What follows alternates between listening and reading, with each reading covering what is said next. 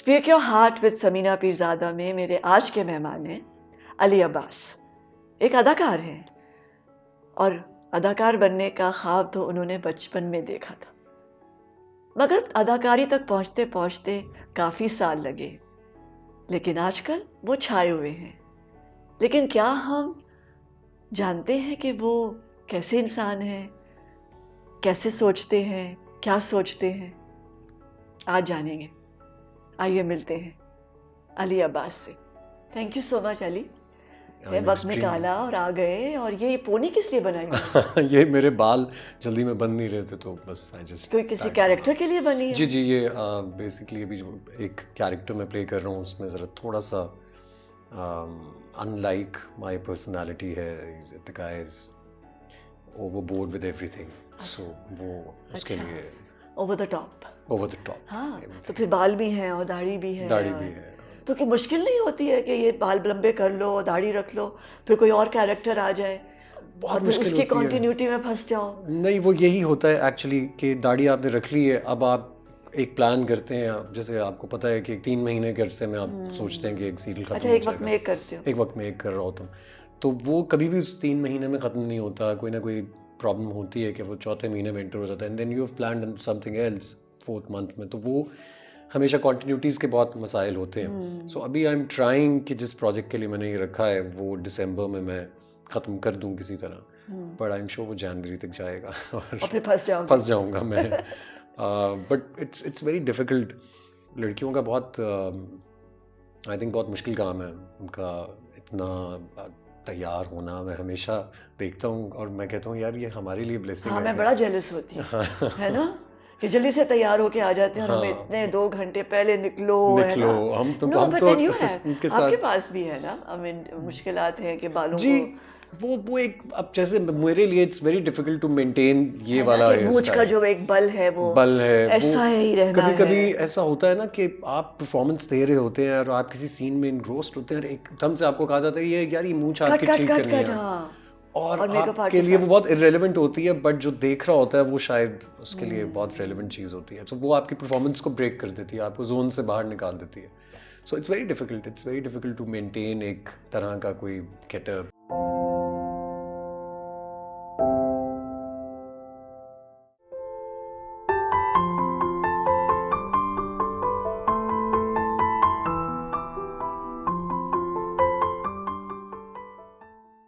चलो तुम्हारे बचपन की तरफ जाते हैं जी। आई वॉन्ट टू नो कि वसीम अब्बास का घर कैसा था। आई वॉन्ट टू नो कितने बहन भाई हो? हम जी 4 बहन भाई हैं। मैं सबसे बड़ा हूँ, मेरे बाद 2 बहनें हैं और फिर छोटा भाई है। अच्छा। और बचपन हमारा यहीं गुलबर्ग में ही गुजरा है सारा, इसी रोड पे हाली रोड पे।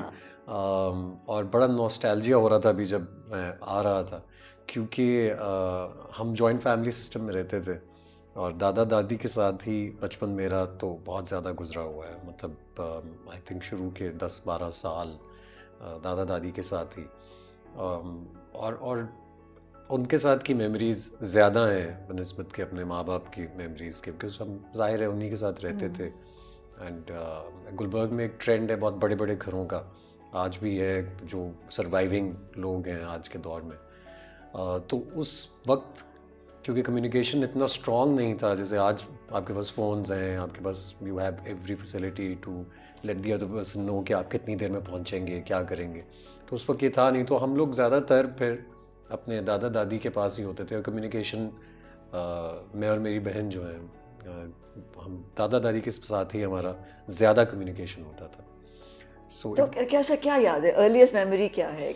एक तो बड़े हो तो क्या जिम्मेदार थे या शरारती थे? मैं बहुत शरारती था, बहुत शरारती। मतलब सबसे ज़्यादा बहन भाइयों में मार मुझे पड़ी हुई है अपनी वालदा से, शरारतों की वजह से। और मैं इतना शरारती था कि जो अर्लीस्ट मेमोरी शरारतों की है वो ये है कि वो जब भी मुझे कोई चीज़ मारती थी तो मैं हंसता था कि मुझे तो लगी ही नहीं, और वो इस बात पे और चिढ़ती थी। और उनके साथ फिर एक चलता था सिलसिला पूरा।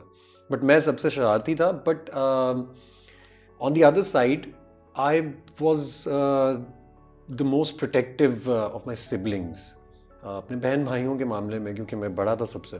तो उनके मामले में बहुत ओवर प्रोटेक्टिव था। कैसा माहौल था? I am so intrigue to know कि जिस घर में इतने सारे आर्टिस्ट हों, तो दादी किस तरह हैंडल करती थी दादा को? हमारी दादी बहुत सादा तबीयत, गरीब तबीयत खातून थी, अल्लाह जन्नत नसीब करे उन्हें। दादा की फेम पॉपुलैरिटी का आई थिंक उन पे कोई ख़ास असर नहीं था, कोई वो उनको कुछ वो मरूब नहीं थी। ऐसा नहीं होता था कि भट्टी साहब, मतलब भट्टी साहब करके बात करती थी, और जब वो आते थे तो पूरा घर अटेंटिव हो जाता था एकदम से। He was such a big star. He was such a huge, he was a huge man, I believe. उनके जैसे लोग कम आते हैं।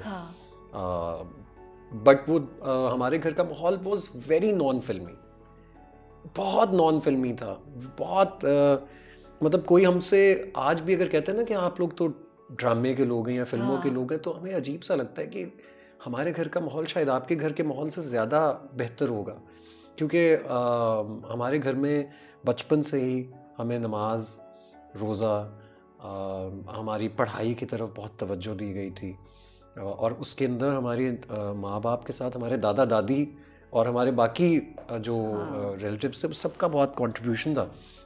हम स्टूडियो कभी नहीं गए। मैं अपनी ज़िंदगी में पहली बार फिल्म स्टूडियो तब गया था जब मुझे कुछ काम था वहाँ पे, मुझे अपनी ज़ाती तौर पे कुछ काम था, अदरवाइज़ हम फिल्म स्टूडियो कभी नहीं गए। PTV station, I don't have memory of PTV station. हालांकि आप लोग जानते ही हैं उस वक्त तो पीटीवी स्टेशन के अलावा टेलीविज़न का काम नहीं था कहीं, बट हम नहीं गए, वी वरंट अलाउड। तो हमारे घर का माहौल बहुत नॉन फिल्मी। क्यों मगर क्यों इतना प्रोटेक्ट करते? आई थिंक क्योंकि ये एक चेन थी, जैसे मैं ज़बरदस्ती आया हूँ एक्टिंग में।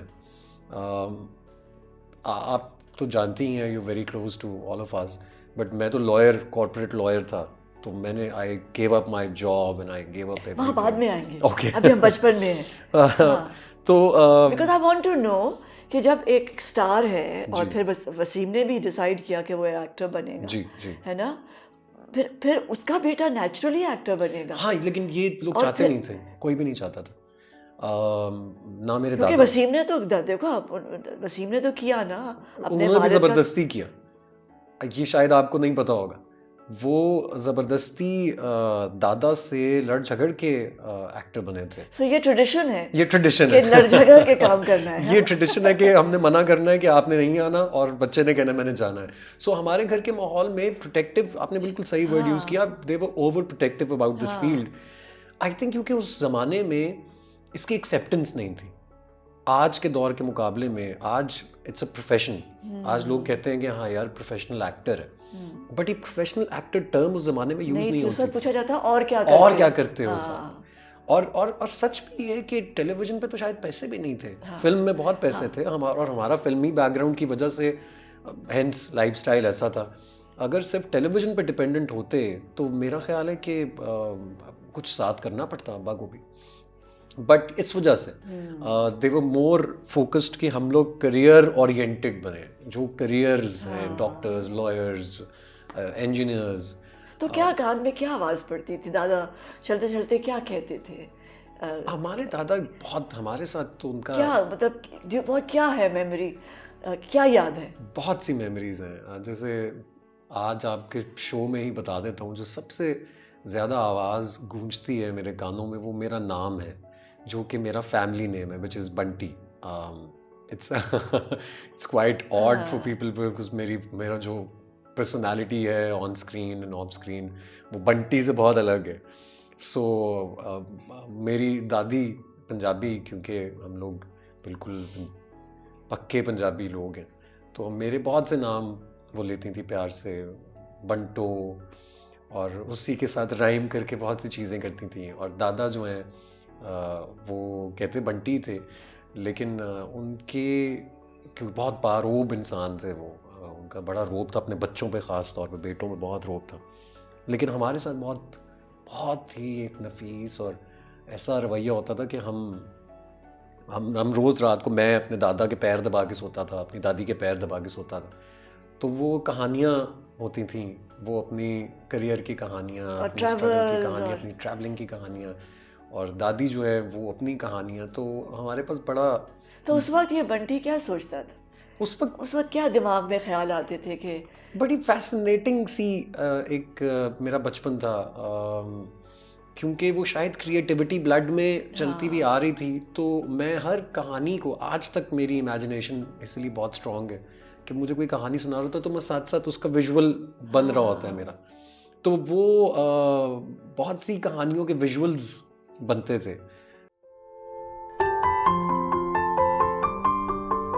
मैं बहुत किताबें पढ़ता था, मैं आज तक बहुत ज़्यादा बुक्स मेरे अपने घर में, बहुत मैंने एक लाइब्रेरी बनाई हुई है।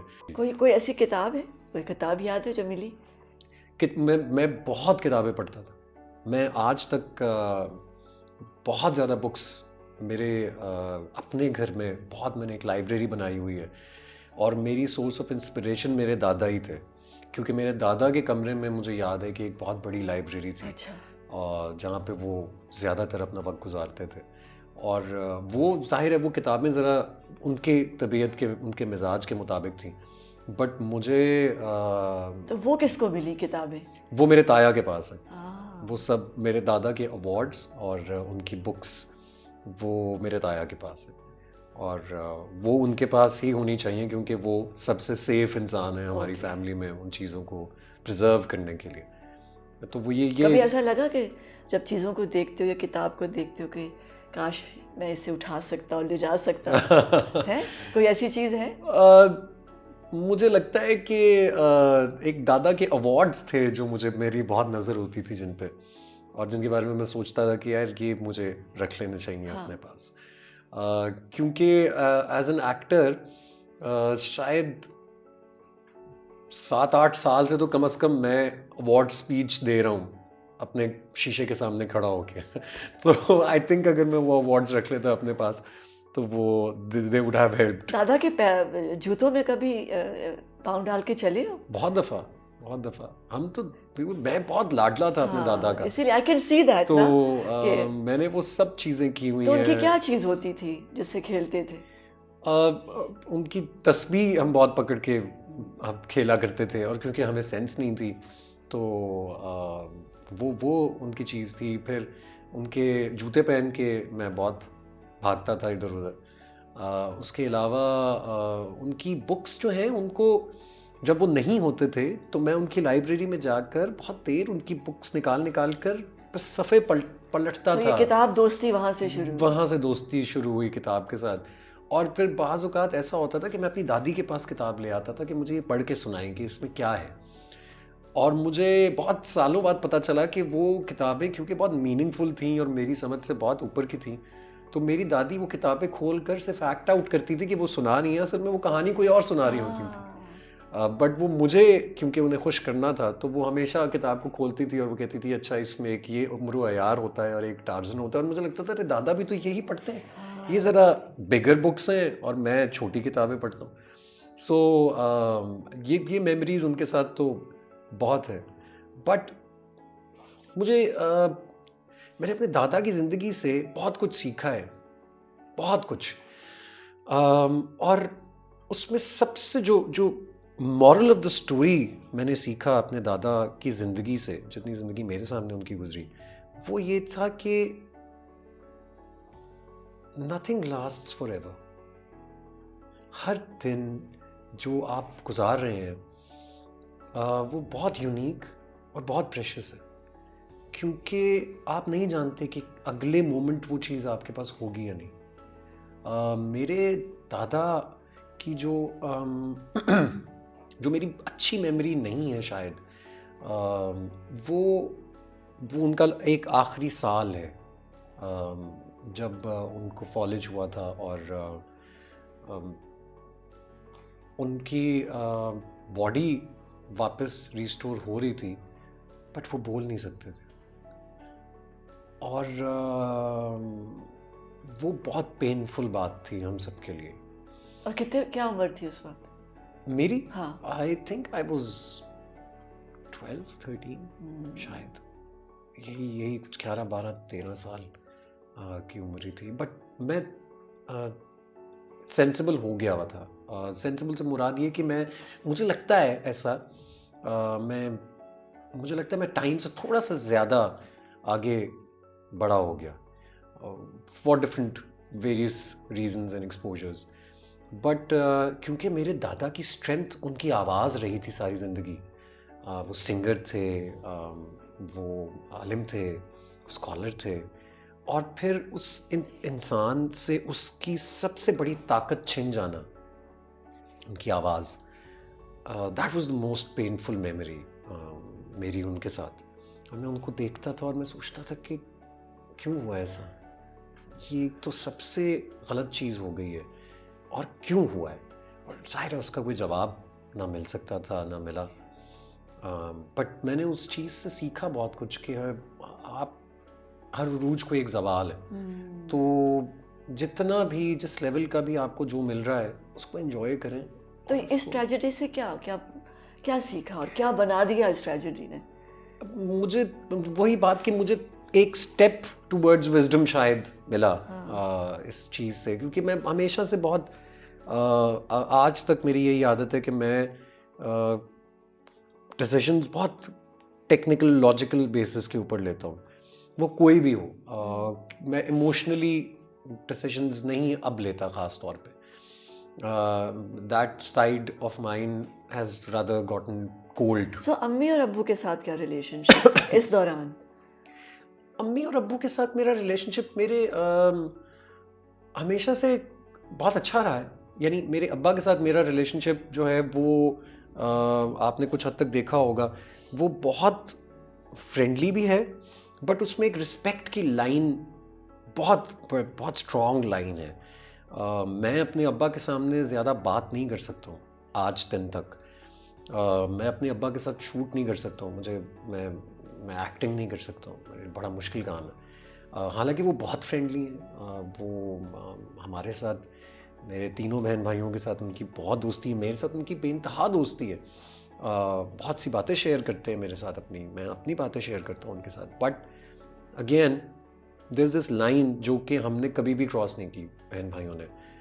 आज भी उनके सामने हाथ बांध के मुंह नीचे करके बैठते हैं, और जो वो कहते हैं वो ही करते हैं हम, चाहे हम इख्तलाफ भी क्यों तो ना ये करते कैसे है, ये जो पावर है, ये किस तरह, ये क्या वसीम का अपने अब्बा के साथ भी ऐसा ही था? बिल्कुल ऐसा ही था। और हमने क्योंकि वही चीज़ देखी थी कि एक आवाज़ पर एक 4 कनाल के घर में सारे इकट्ठे हो जाते थे उनके दादा की आवाज़ पर, तो हमारे घर में भी ऐसे ही है।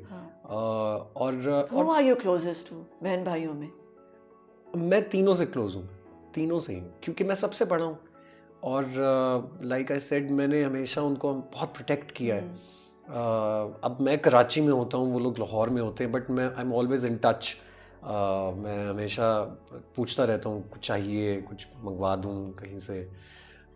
तो मैं क्लोज तो तीनों के हूँ। एक हमारी बहन लंदन में होती है अभी, तो उसको ज़रा हम मिस भी करते हैं, तो उसकी बात की इम्पोर्टेंस अब थोड़ी सी ज़रा इस वजह से ज़्यादा है क्योंकि वो अलहदा है हमसे। और वालदा जो हमारी हैं, वालदा हमारी उनके साथ हमें, मतलब मेरा उनका तो हमेशा से लड़ाई झगड़ा चलता रहा है बचपन से, लेकिन प्यार भी उतना ही है, क्योंकि जाहिर है वो जो समझा रही होती हैं वो हमारी बेहतरी की बात है। और उन्होंने बहुत ध्यान दिया है हम पर हमेशा।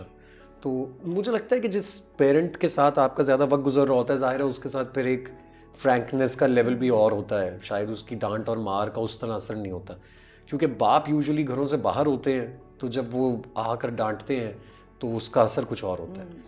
तो हमारे अब्बा के सामने जो हमारा एक वो है, वो उनके अब्बा से उनका रिलेशनशिप, एंड देन अगेन क्योंकि ज़्यादा वक्त अलहदा गुजरता है, तो फिर जो इकट्ठे गुजरता है उसमें बहुत हम सोचते हैं यार थोड़ी देर के लिए तो तमीज़दार हो जाएं, कम से कम इतना तो बनता है। But I think we have the coolest father. हमें कभी भी किसी भी चीज़ में उन्होंने ऐसा नहीं किया कि हम सफोकेट हों। बहुत से अब्बा हम देखते हैं जो कि अपने बच्चों को सफोकेट कर देते हैं, उन्होंने ऐसा कभी नहीं किया हमारे साथ।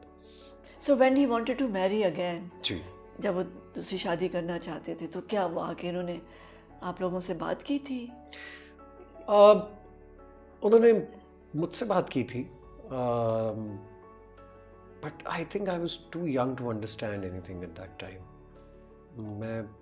मेरा ख्याल है एक दूसरी शादी वाली जो चीज़ है उसको समझने के लिए I was too young. And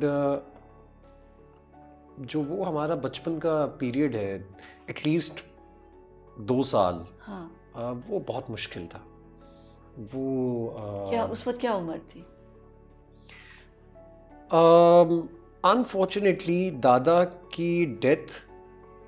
की डेथ और ये थर्ड इवेंट जो जिसका आपने जिक्र किया है, ये बहुत आगे पीछे हुए थे।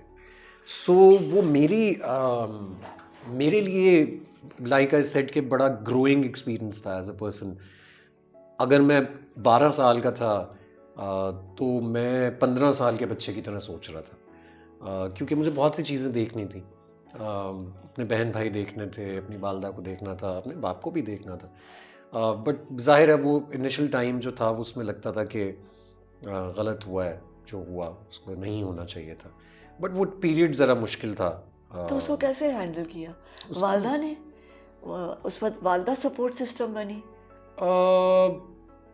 नहीं, हम सपोर्ट सिस्टम हम खुद ही बनना पड़ा अपना, क्योंकि वालदा के लिए बहुत बड़ा उनके लिए एक इवेंट ऐसा था कि जिसको हम समझा भी नहीं सकते थे उन्हें।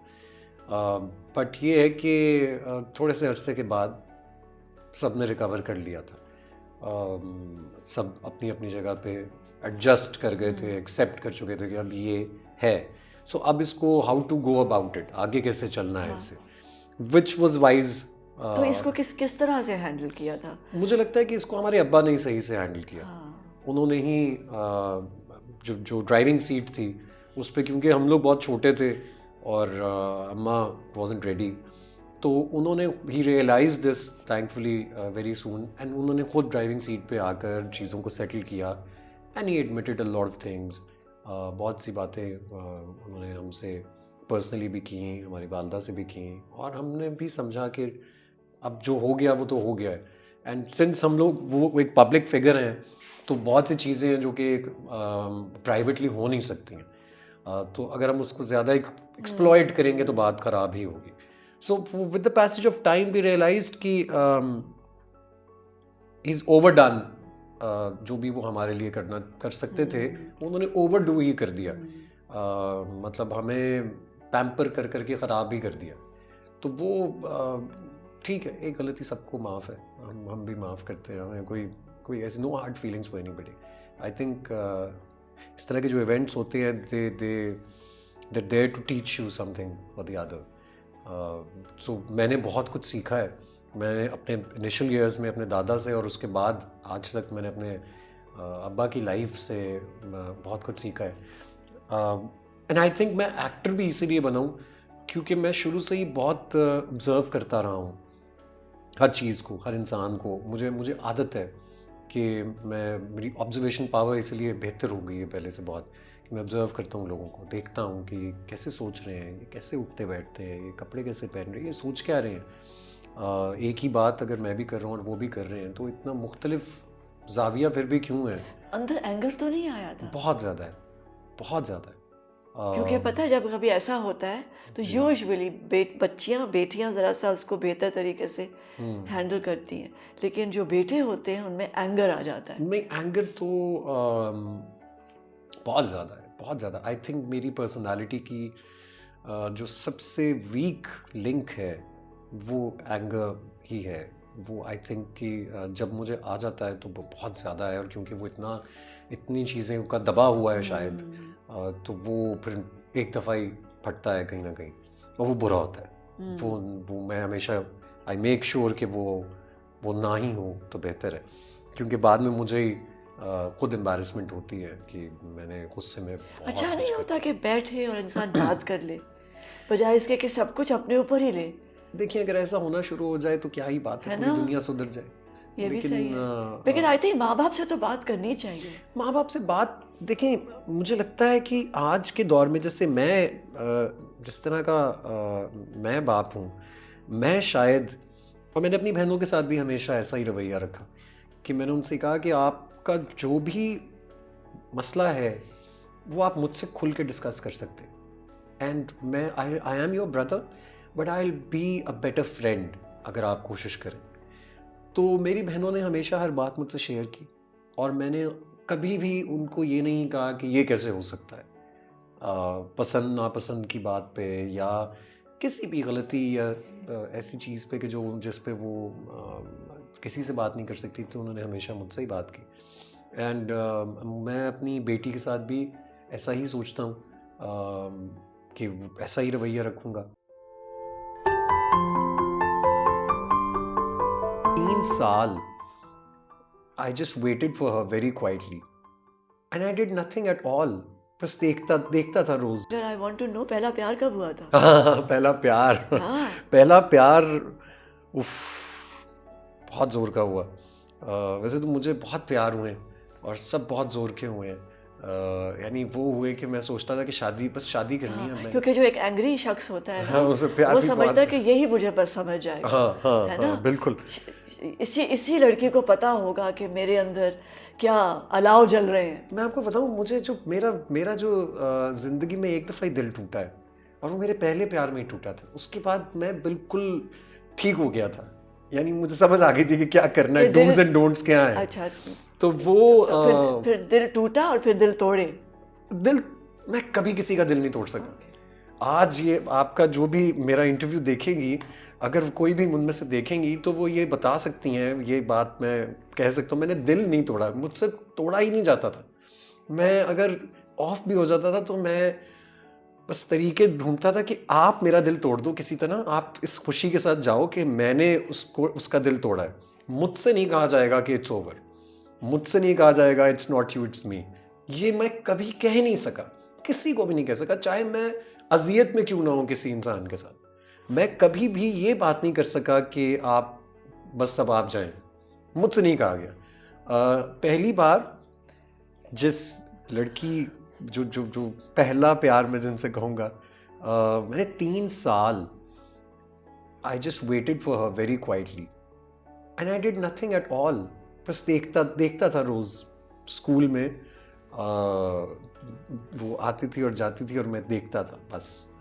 3 साल के बाद मैं इतनी हिम्मत आई थी कि क्या मैं किया था? गुलाब का फूल दिया? नहीं, मैंने सिर्फ कॉल की थी और मैंने उससे कहा था कि खुशबू से मैं भरा ये हुआ मेरा खत। नाम ये है और आप मुझे अच्छी लगती हो, तो यू नो बस इससे ज़्यादा मैं कुछ नहीं कह सकता।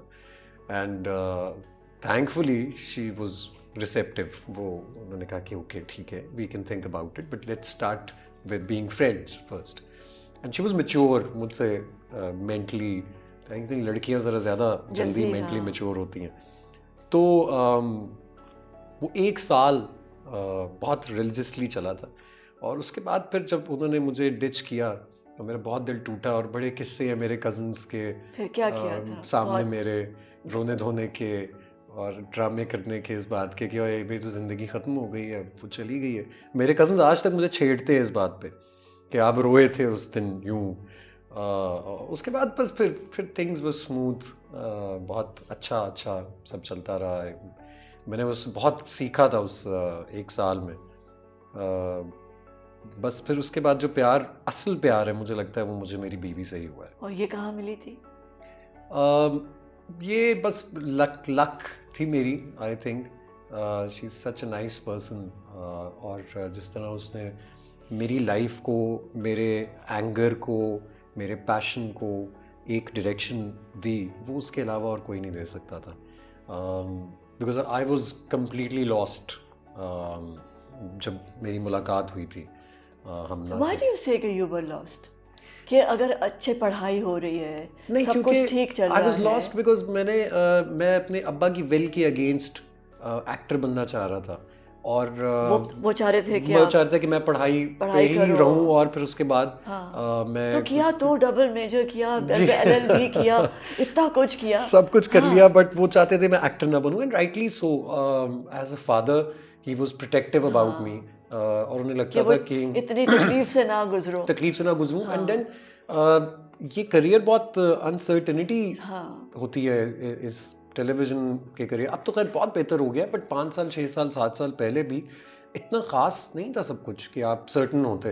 तो क्यों नहीं कह पाते थे मैं वसीम बस को कि मुझे यही करना है? आप क्यों नहीं समझ रहे हैं? मैं क्या गुस्सा टेक ओवर कर लेता था? नहीं, मुझे लगता है कि मैं आज तक नहीं कह सकता अपने अब्बा को कि मुझे ये करना है। अगर मैंने एक प्लान किया हुआ है फॉर एग्जांपल कि कुछ मैं- भी, और वो कह दें कि ये चीज़ नहीं हो सकती है, ये तुमने नहीं करनी है, तो मैं नहीं, आज दिन तक मैं नहीं कह सकता कि नहीं जी मैंने तो करनी है। मैं पूरी दुनिया के सामने बड़ा क्लियर हो जाता हूँ। लेकिन बात तो अब्बा के कर सामने सकते नहीं। हैं ना, मैं बात करते हैं, जैसे फिर एक तरीका वो होता है। मैं फिर अपनी बहनों से या अपनी बीवी से या अपनी वालदा से कहता हूँ कि यार आप ज़रा कह दें, बात कान में डालें, और अगर कुछ बात बनती है तो मैं फिर मैं बात कर लूँगा, अगर मुझे नज़र आए कि इस पे डिस्कशन हो सकती है। और ऐसा नहीं है कि वो शन कह देते हैं और वो कहते हैं कि अब कोई बात नहीं होगी, बट एक generally I don't know, it's I think it's एक झिझक है। झिझक है, it's a lot of respect and lot of care कि यार मेरी किसी बात से उनका दिल ना दुखे। लाइक आई सेड, बहुत सी चीज़ें देखिए, हर जनरेशन में ट्रेंड्स, चीज़ें, ख़यालात चेंज होते हैं। आई थिंक एवरी 10 years चीज़ें क्योंकि इतनी तेज़ी से इवॉल्व हो रही हैं कि सब कुछ चेंज होना शुरू हो जाता है। आपकी पढ़ाई भी चेंज हो जाती है, आपकी बुक्स चेंज होती हैं, आपकी मेंटालिटी चेंज होती है। सो आपका डिफरेंस ऑफ ओपिनियन तो आएगा ही आएगा, क्योंकि आपका जनरेशन गैप है। पेरेंट्स के साथ डिफरेंस ऑफ ओपिनियन आना गलत बात नहीं है, क्योंकि आप दोनों में से कोई एक सीखेगा, या वो सीखेंगे या आप सीखेंगे, कोई तो सीखेगा। सो किसी भी चीज़ में आप सीख रहे हैं तो वो अच्छी चीज़ है, वो बुरी चीज़ नहीं है। अगर आज हम इस गुफ्तगू से मैं कुछ सीख कर जाऊँगा तो वो एक अच्छी चीज़ होगी मेरी ज़िंदगी के लिए। मैं कुछ तो सीखूँगा अपनी लाइफ में, आज का दिन ज़ाया नहीं जाएगा। सो मुझे लगता है कि हम इतना, और फिर दूसरी बात ये है कि मैं अपनी ज़िंदगी अपने तरीके से गुजार रहा हूँ। मैं आज एक एक्टर हूँ। मगर क्या चीज़ थी जो जो मजबूर करती थी कि अदाकारी करनी, अदाकार बनना है? ये बहुत इंटरेस्टिंग बात। ये क्या चीज़ थी, मतलब क्या था वो ड्रॉ? वो था fame, popularity, the Glitz and glam of the field. मगर किस तरह, मतलब? क्योंकि मैं अपने दादा के साथ जब सुबह को उठता था तो हमारे लॉन में एक मजमा होता था जो सिर्फ उनसे एक दफ़ा यूँ वेव लेने के लिए आया होता था। और मैं इतना छोटा था कि मुझे ये बात समझने में वक्त लगा, और जब मुझे समझ में आ गई कि लोग क्यों आते हैं, तो मेरे लिए बड़ा फैसिनेटिंग था उनके साथ रोज़ बाहर जाना और खड़े होके वेव करना लोगों को, और हाथ मिलाना, और कोई हाथ मिला के चूम रहा है, कोई दुआएं दे रहा है, कोई कुछ कह रहा है, and they were all all over him. उसके बाद अब्बा के साथ निकलना, उनका उस वक्त उनकी अपनी पीक चल रही थी, अपनी जनरेशन में उनकी पीक देखना, तो वो इतना पार्ट ऑफ माई सिस्टम बन चुका था कि मुझे लगता था कि now the responsibility lies on me, मुझे कैरी करना है इस चीज़ को आगे। और आई वॉज सो श्योर कि मेरे अब्बा तो मुझे एक्टर बनने देंगे। आई रिमेंबर कि मैं औरंगज़ेब लगारी साहब बैठे हुए थे गाड़ी में और मैं पीछे बैठा हुआ था, तो उन्होंने मुझसे, और अब्बा ड्राइव कर रहे थे, उनको छोड़ना था, ड्रॉप करना था, तो उन्होंने मुझसे पूछा कि बेटा आपने क्या बनना है बड़े होके? तो मैंने कहा मैंने एक्टर बनना है, हीरो बनना है बड़े होके। तो तब तक मेरा जो वो महल था वो खड़ा हो चुका हुआ था कि मैंने एक्टर बनना है, हीरो बनना है। और अब्बा ने मुझे डांटा कि नहीं नहीं तुमने पढ़ाई करनी है। तो उन्होंने पंजाबी में लगारी साहब को कहा कि मैं सोचिए इन्हों CSS कराना है तो अफसर बनेगा है, CSS करेगा। तो वो वहाँ पे मुझे पहली बार रियलाइज़ हुआ था कि वो हो ये तो मसला है। एंड पहली बार मैंने उनसे बस ये शादी से पहले कहा था कि बस अब मैं एक्टर ही बनना है, मुझे अब छोड़ दें, अब माफ़ कर दें, मैं नौकरी नहीं कर रहा, मैं छोड़ रहा हूँ, मैं एक्टर बनने जा रहा हूँ। जिस पे उन्होंने एंड मुझे लगता है उनका वो उस वक्त मुझे चीज़ बुरी लगी थी शायद, लेकिन वो बिल्कुल ठीक थी कि उन्होंने कहा था कि यार तुमने एक्टर बनना है, फाइनली मैं तुम्हें कहता हूँ जाओ बन जाओ एक्टर। बट दो चीज़ें याद रखना, मैं कहीं तुम्हारे लिए बात नहीं करूँगा, किसी से बात नहीं करूँगा, मैं किसी प्रोड्यूसर डायरेक्टर को फ़ोन करके ये नहीं कहूँगा कि मेरा बेटा आ रहा है आप इससे काम करवाएं। और B, आप और मैं जो हमारा रिलेशनशिप है उसको कहीं कैश करने की आप खुद कोशिश नहीं करेंगे कि मैं कौन हूँ और आए मुझसे मिले। आप जाएं, ऑडिशंस दें, मिलें, and if you are capable you will get the work that you deserve. फिर लोगों को पता चले तो मुझे खुशी होगी। तो आई थिंक वो शुरू के 2-2.5 साल जो मुझे बहुत धक्के पड़े, और मैं बहुत मेरा एंगर। और बीवी ने कैसे मना कहा कि हाँ जाओ? आप वुड यू बिलीव इट कि एक सिक्योरिटी में रह रहे हैं, रेगुलर लाइफ है। मेरी बीवी हाँ। ने ही मुझसे कहा कि जाओ। शादी से पहले जब हमारी शादी में 3-4 महीने रह गए थे, तो वो जानती थी मुझे, मेरे साथ काम करती थी सॉरी, मेरे साथ काम करती थी वो चैनल में एक, उसको पता था कि मैं एक्टर बनना चाहता हूँ। शादी से 3 महीने पहले उसने मुझसे कहा कि I think you should quit your job and work on your physique and go and be an actor. और मैं आई वाज सरप्राइज्ड कि ये कैसे हो सकता है। मैंने उसको पूछा कि तुम आर यू श्योर, बिकॉज मुझे काम अभी स्टार्ट में शायद नहीं मिलेगा, हो सकता है मिल जाए बट हो सकता है ना मिले। एंड उसने मुझे कहा कि आई एम सो श्योर कि तुम सक्सेसफुल होगे, तुम जाओ, तुम करो, तुम में जो चीज़ है, तुम you wasting yourself here, so तुम जाओ। क्योंकि और रोज जिक्र होता होगा ना, जी जी जी जी, है ना, बिल्कुल। ख्वाब का तो फिर ख्वाब साथ का। जिक्र करता है। और वो मेरी फ्रस्ट्रेशन को समझ सकती थी हाँ। कि मैं एक ऐसी जगह पे हूँ जहाँ पे मैं I was manager programs, and at that young age मैं सैचुरेशन पॉइंट को हिट कर चुका था ऑलरेडी। तो उसको पता था कि अब ये फ्रस्ट्रेट होता है। सो जो 2-2.5 साल है स्टार्ट के, उसमें अगर हमना ने मुझे सपोर्ट ना किया होता तो आई थिंक मैं कभी भी आज सक्सेसफुल ना होता। मैं हमेशा उसको इस बात का क्रेडिट देता हूँ कि उसने कम पैसों में, तंग हालात में बहुत साथ दिया। और क्योंकि मैंने अपना एक डिसीजन अपने ओन पे लिया था कि मैंने एक्टर बनना है, तो मैं अब्बा से भी बहुत मिनिमम कोशिश करता था कि हेल्प लूँ। और वो बहुत वरिड थे मेरे बारे में, बहुत वरिड थे। मतलब मैं उनका चेहरा देखता था और मैं परेशान हो जाता था। और वो अपनी जगह पे बिल्कुल सही वरिड थे, लेकिन हमना जो थी वो बिल्कुल एक स्ट्रॉन्ग पिलर की तरह साथ खड़ी रही, क्योंकि उसने भी एक बहुत बड़ा रिस्क ले लिया हुआ था और उसको पता था कि अब आ रही है पार है। सो शुक्र अल्लाह का कि हम पार कर गए, लेकिन बहुत मुश्किल वक्त था वो। आई थिंक कि अगर वो स्ट्रॉन्ग ना होती तो शायद हमारा रिलेशनशिप भी बहुत मुश्किल से लास्ट करता, शायद ना करता। क्योंकि आई रिमेंबर कि क्योंकि कोशिश ही कर रहे थे कि रिस्क खुद लिया है तो अब्बा से मिनिमम फाइनेंशियल सपोर्ट ली जाए। Obviously you had to prove a point. तो जितनी सेविंग्स थी वो एक पॉइंट पे ख़त्म हो गई। और माय वाइफ वाज एक्सपेक्टिंग, तो पैसे जो थे वो नहीं थे। अब ये बात, कुछ चीज़ें होती हैं जो अनसेड होती हैं, जो शायद आप आंखों में एक दूसरे की देख रहे होते हैं बट कह नहीं रहे होते। सो वो वाला टाइम था कि जब हमें पता था कि हम we are in deep waters, मुश्किल में है इस वक्त बहुत, लेकिन हम कहते नहीं थे एक दूसरे को, बस आंखों में समझ जाते थे कि अच्छा निकल जाएंगे इससे, कर लेंगे। और मुझे याद है कि यहीं लाहौर की सड़कों पे खाली जेब हम जब फिर रहे थे, तो उसके बाद एक अचानक से मुझे हम टीवी का एक सोप ऑफर हुआ और ठीक पैसों में हो गया।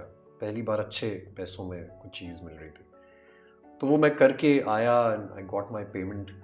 तो मैं जिस उसके लिए आइसक्रीम लेने के लिए गया था, तो मैं आइसक्रीम लेके वापस आके गाड़ी में बैठा, तो उसने कहा कि आपको पता है कि आज मैंने एक चीज़ का अंदाज़ा लगाया कि खाली जेब में जब इंसान गाड़ी से उतर के जाता है तो उसकी वॉक कैसी होती है, और जब थोड़े से पैसे आ जाए तो उसकी वॉक कितनी चेंज हो जाती है।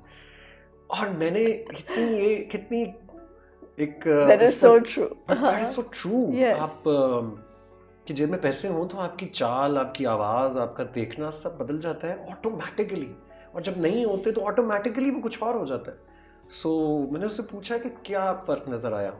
सो शी वाज लाइक कि जब आप इससे पहले जाते थे कोई भी चीज़ लेने के लिए, गाड़ी से उतरते थे, तो मैं गाड़ी से देख रही होती थी आपको हमेशा आते और जाते, तो बहुत ही कंधे गिरे हुए and very annoyed and thinking about something else वाला एक एक्सप्रेशन होता था। और आज जब आप गए तो एक कॉन्फिडेंस था, एक स्माइल थी वापस आते हुए, एक खुशी थी, एक अचीवमेंट, सेंस ऑफ अचीवमेंट थी चेहरे पे, वो नज़र आ रही थी। सो आई डोंट थिंक कि कोई और इंसान, कोई लड़की मेरे साथ ये टाइम निकाल सकती थी. It was a very difficult time because मेरे जब प्यार हो तो फिर आप होता है. और फिर मेरे हाँ, टेम्परामेंट वक्त के इश्यूज गुजार बहुत लेते आ हैं, गए थे हाँ. ना. क्योंकि आप हर दिन फ्रस्ट्रेट हो रहे हैं, आप हर दिन सोच रहे हैं कि आज कोई कॉल नहीं आ रही, कल आ जाएगी, कल भी नहीं आई, कल आ जाएगी. सो मेरे टेम्परामेंट के इश्यूज भी डेवलप हो गए हुए थे. मैं छोटी छोटी बात पे इरिटेट हो रहा था. फिर मैं पापा को लेके, अम्मी को लेके परेशान था कि वो मेरे बारे में परेशान है. मेरे बहन भाई भी बहुत सपोर्टिव रहे, बट वो जाहिर है एक हद तक ही मुझे सपोर्ट कर सकते थे.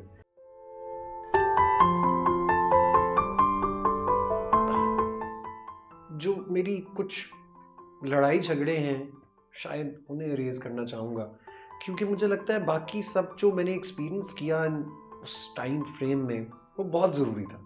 सो वो सारी चीज़ों को पीछे मुड़ के देखते हो तो है कोई ऐसी चीज़ जिसे इरेज करना चाहोगे?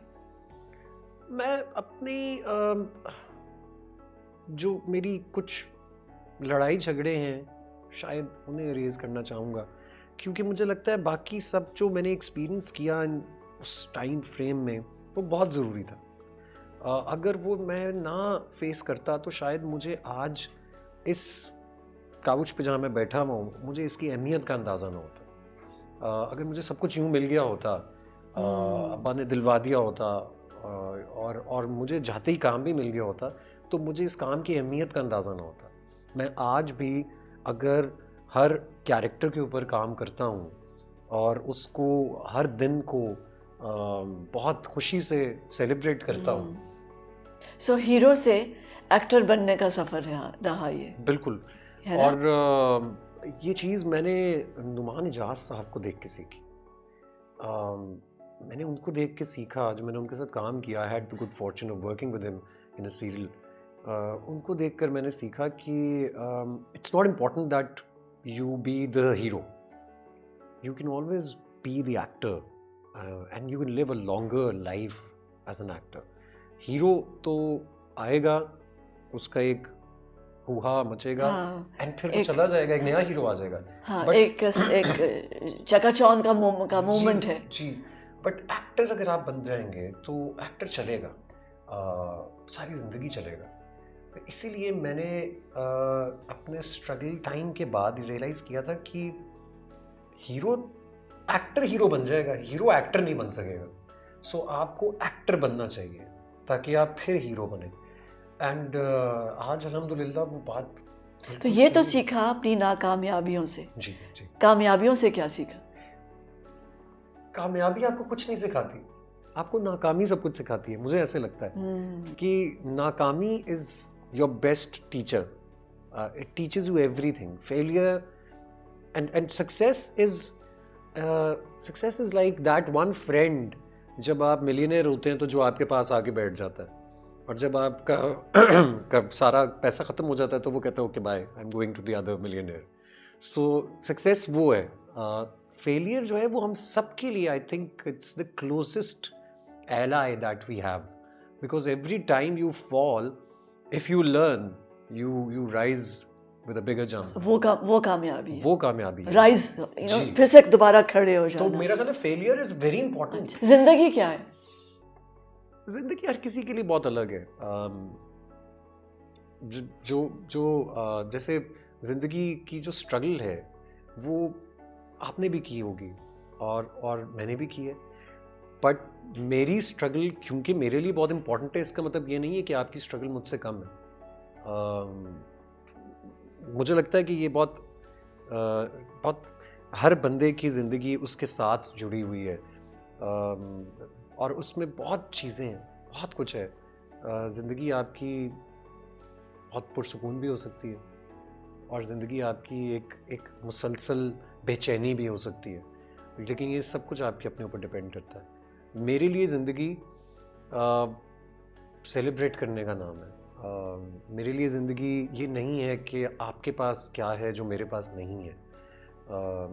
मेरे पास जो है वो सबसे अच्छा है मेरे लिए. वो बेस्ट है. उसके अलावा कुछ जो मिलेगा वो मैं डिज़र्व करता हूँ, मुझे मिल जाएगा. जो नहीं मिलेगा वो उसकी कोई फ़िक्र नहीं है मुझे. लगता है कि तो अगर वो मुझे मिलना होगा तो कल परसों तरसों कभी भी मिल जाएगा, नहीं मिलना होगा तो नहीं मिलेगा, मेरे हाथों से छिन जाएगा। तो मेरे लिए ज़िंदगी is to celebrate life, it's not to think over things that have gone by या are still to come. It's just to celebrate the present, the moment. This moment is like celebration for me. ये है मेरे लिए ज़िंदगी, ये lights, ये cameras, आपका मेरे साथ बैठना, which is which was not even in my dreams. आप एक होता है ना, आपने ख्वाब सोचा होता है कि यार मैं ये ख्वाब देखता हूँ, मैं ये करूँगा। So this wasn't even a dream कि इतनी बड़ी चीज़ है कि बहुत सी चीज़ें होती हैं जो आप सोचते हैं यार ये I shouldn't even dream about it. So this moment is like celebration, this is ज़िंदगी फॉर मी। इसके बाद मैं अपने घर जाऊँगा, अपने बच्चों से दोबारा मिलूँगा, that will be celebration again. वो मेरी ज़िंदगी होगी। रात को मेरी फ़्लाइट है कराची की, मैं काम के लिए अल्हम्दुलिल्लाह जाऊँगा, वो सेलिब्रेशन होगी। सो ज़िंदगी आई थिंक समझने की बात है। कुछ लोग सारी ज़िंदगी मैंने देखा है बेचैन रहते हैं, उन्हें सब कुछ चाहिए, जो है वो सेलिब्रेट नहीं करते, वो उठा के रख देते हैं यहाँ पे। और मौत? मौत तो बरहक है, मौत तो आनी है, और वो एक अलग तरह की कंप्लीशन है। जैसे आप इस इंटरव्यू को अगर क्लोजर नहीं देंगी तो ये इनकम्प्लीट रहेगा, उसी तरह मौत है, वो क्लोजर है आपकी ज़िंदगी का, और वो आनी है, सबको आनी है। कभी कभी लगता है यार कितना अनफॉर्चुनेट है, हम लोगों से इतना प्यार करते हैं और फिर अचानक चले जाते हैं। बट ये तो सैकड़ों सालों से चलता आ रहा है, ना इसको कोई रोक सका ना रोकेगा, और शायद अच्छा ही होता है कि एक ज़िंदगी की टाइम लिमिट है, आपको कदर है इस वजह से, आपको पता है कि एक दिन मौत आ जानी है, तो आप सब कुछ करना चाहते हैं, आप हेंस आप सेलिब्रेट करना चाहते हैं ज़िंदगी को, क्योंकि आप जानते हैं कि एक दिन ये ज़िंदगी ख़त्म हो जाएगी, उसके बाद क्या ज़िंदगी है वो शुरू होगी, वो किसी की कुछ है किसी की कुछ है। तो उससे पहले आप ये ज़िंदगी जीना चाहते हैं ना, इसीलिए, क्योंकि आपको पता है मौत आनी है। अगर मौत ना आनी होती तो फिर आप मैं कहता यार ये इंटरव्यू आज ना करें कल कर लें, कल ना करें परसों कर लें, आप कहती हैं यार महीने बाद कर लेंगे, तो हमें पता होता कि कभी भी कर सकते हैं, क्या है, हम तो ऐसे ही रहेंगे। सो हेंस एज है, hence I think it's a beautiful system जिसके अंदर हम रहते हैं। सिर्फ इसको एक्सेप्ट करने की बात है, अपने आप को एक्सेप्ट करने की बात है। अपनी एक्सेप्टेंस आ जाए तो सब कुछ ओके हो जाता है, सब इजी है। Thank you so much. You know, तुम्हें देखकर मुझे यकीन है कि भट्टी साहब तुम्हारे दादा बहुत प्राउड होंगे। Thank you so much, and I'm extremely happy to be here.